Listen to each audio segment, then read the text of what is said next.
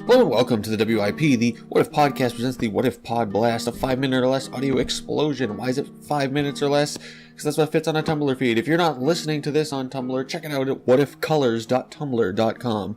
I just got finished watching Daredevil Season 2. Figured I'd just share a few thoughts. It's spoilery, but if you're listening to this before you've watched all of Daredevil, what's wrong with you? And who are you to have actually been listening to this?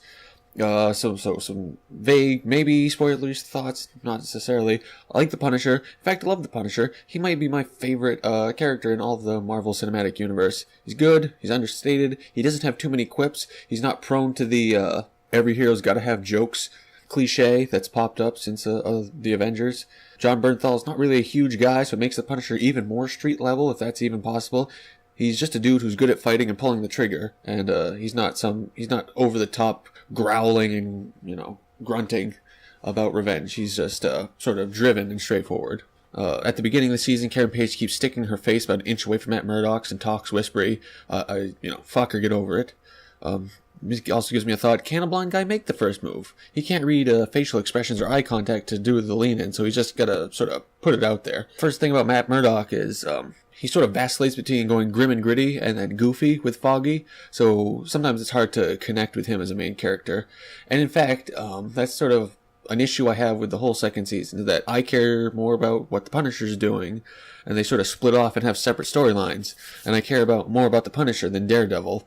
Daredevil, he teams up with Elektra. Elektra's pretty good. The actress that plays her, she's got the whole mysterious vixen thing, but and it could be grating and over the top, but it plays it pretty well.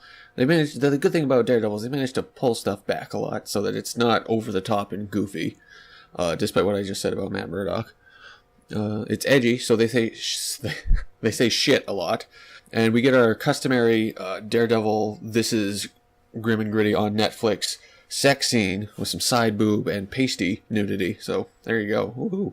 But yeah, so Daredevil and Elektra pair off, and then you got Punisher running as a separate storyline, and I care more about Punisher than Daredevil and Elektra, because Elektra is like they're fighting a bunch of ninjas, and the whole thing about the hand is you have a throng of like faceless villains with not a lot of identity, and even the head one, Nobu, there's not a lot to him.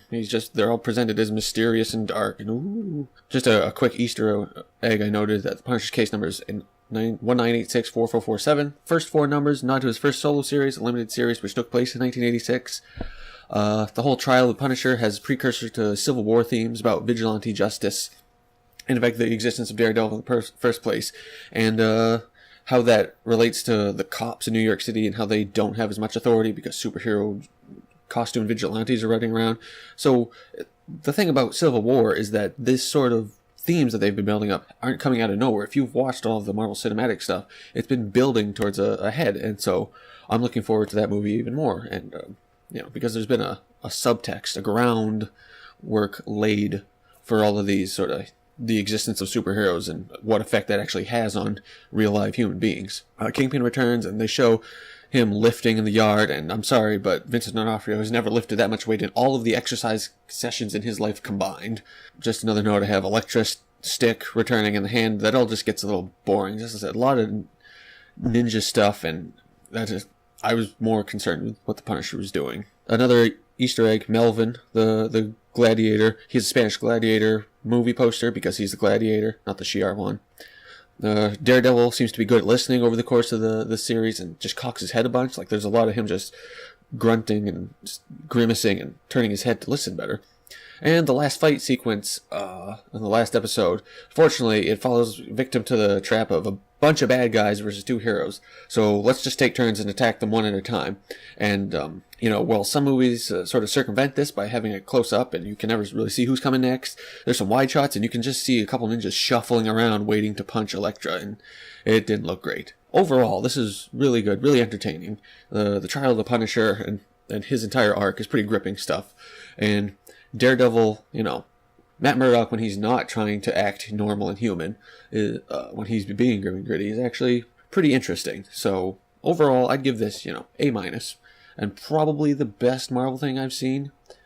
Certainly better than what Agents of S.H.I.E.L.D. has been as of late. So, and that'll do it. So remember to check out the What If podcast on theslimjames.com/WIP.